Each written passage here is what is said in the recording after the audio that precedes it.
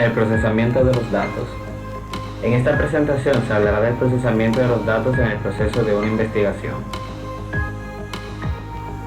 Al realizar una investigación novedosa nos encontraremos situados entre los conocimientos teóricos que sirven de base científica y los conocimientos empíricos que fundamentan nuestra teoría.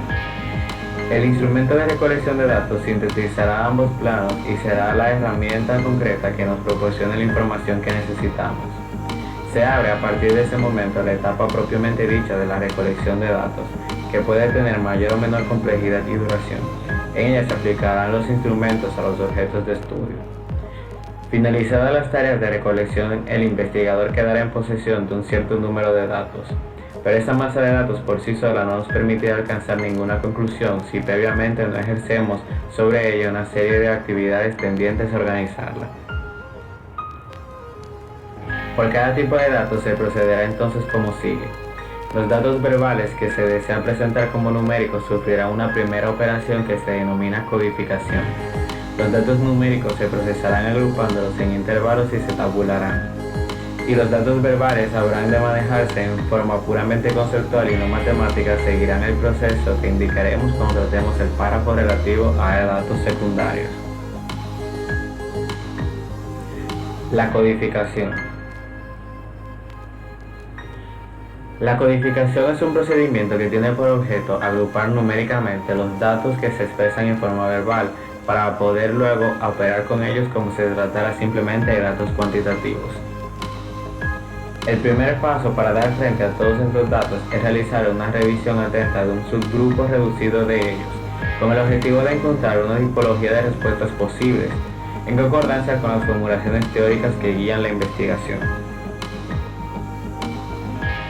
A cada categoría de respuestas debemos de darle un código particular, un número o letra diferente, que servirá para agrupar tras de sí a todas las respuestas u observaciones que sean idénticas, o que al menos aparezcan como equivalentes. Luego procederemos a señalar a cada uno de los cuestionarios su hoja de observación con el código que le corresponde en cada caso, con lo que quedará sintetizada la respuesta que contiene. Una vez definidos estos códigos y ya marcados los cuestionarios o pautas con los mismos, estaremos en condiciones de proceder a la siguiente etapa, la de tabulación. La palabra tabulación deriva etimológicamente del latín tabula y significa hacer tablas, listados de datos que los muestran agrupados y contabilizados. Para ello es preciso contar cada una de las respuestas que aparecen, distribuyéndolas de acuerdo con las categorías o códigos previamente definidos. Cada una de las preguntas de un cuestionario o de una hoja de observación tendrá que ser tabulada independientemente, por lo que es preciso hacer previamente un plan de tabulación adecuado. Para realizar una tabulación manual deberán de confeccionarse planillas u hojas de tabulación donde figuren los códigos sobre la base de los cuales se habrán de distribuir los datos.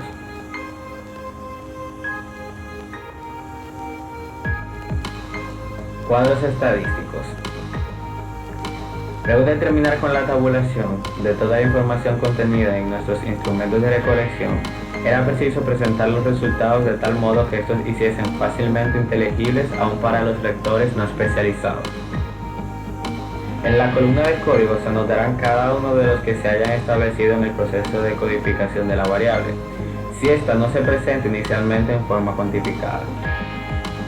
En el espacio reservado a las respuestas se colocará por cada cuestionario que se tabule un signo en la categoría que corresponda según la respuesta que en él aparezca.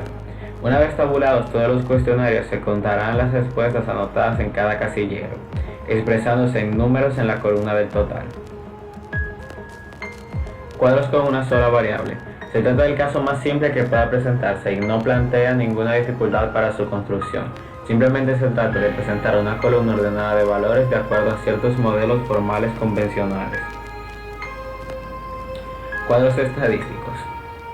Luego de terminar con la tabulación de toda la información contenida en nuestros instrumentos de recolección, era preciso presentar los resultados de tal modo que estos se hiciesen fácilmente inteligibles aún para los lectores no especializados. Para lograrlo es preciso presentar los datos en la forma más clara posible, siendo explícito cualquier elemento que pueda dar origen a confusiones o dobles interpretaciones y ordenando toda la información de la manera más rigurosa. Este criterio se manifiesta en primer lugar en el correcto titulado de cada cuadro. Ello significa que el título debe contener todas las características de la información que se presenta, en forma correcta, específica y no difusa.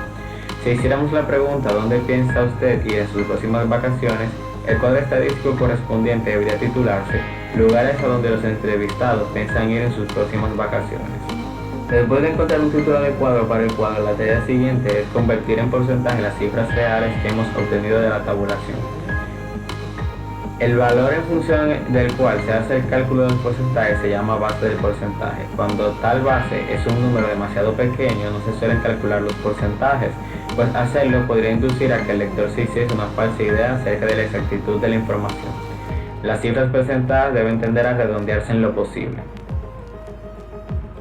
Cuadros con una sola variable. Se trata del caso más simple que pueda presentarse, no plantea ninguna dificultad para su construcción. Simplemente se trata de presentar una columna ordenada de valores de acuerdo a ciertos modelos formales convencionales. Graficación. La graficación es una actividad derivada de la anterior que consiste en expresar visualmente los valores numéricos que aparecen en los cuadros. Su objeto es permitir una comprensión global, rápida y directa de la información que aparece en las cifras. Es sumamente útil, especialmente cuando nos dirigimos a lectores con poca preparación matemática, aunque siempre es recomendable por el valor de síntesis que posee. Raramente se grafica toda la información que se presenta en una investigación, pues ello ocuparía un espacio desmensurado en el informe de investigación, lo que podría más bien confundir al lector. Procesamiento de datos secundarios. Incluimos en este punto las operaciones que es necesario realizar con aquellos datos verbales que no se puede o quiere cuantificar y que por lo tanto se habrán de mantener en forma puramente cualitativa. Por lo general, la mayoría de estas informaciones se recolecta mediante fichas. Cada una de las fichas se agrupará entonces con las otras que se refieren al mismo punto de investigación. Una vez así clasificadas, estarán en condiciones de ser cotejadas entre sí y analizadas. Partimos entonces de una masa de datos donde se supone que se encuentra la información necesaria para desenvolver la investigación. Estos datos, sumados a la experiencia del investigador, permitirán desarrollar las respuestas a las interrogantes iniciales de la investigación o servirán de un modo más limitado para esclarecer ciertos puntos específicos que es necesario exponer, el marco teórico, antecedentes históricos del problema, etc. La primera labor que hay que realizar es ordenar esta masa de datos de modo tal que podamos efectuar sobre ella una investigación sistemática y profunda. Tal clasificación solo puede hacerse en base al esquema general de exposición o presentación de la investigación. Para finalizar, es necesario mencionar que cada vez resulta más importante aprender a apreciar los datos, pues el mercado laboral nos va exigiendo tener estos conocimientos.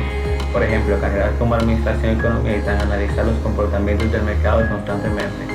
Pero en cualquier investigación científica que realicemos, es necesario tener la capacidad de procesar los datos y organizarlos de manera entendible para evitar así confusiones y que sea más fácil de entender para las personas que leen nuestra investigación.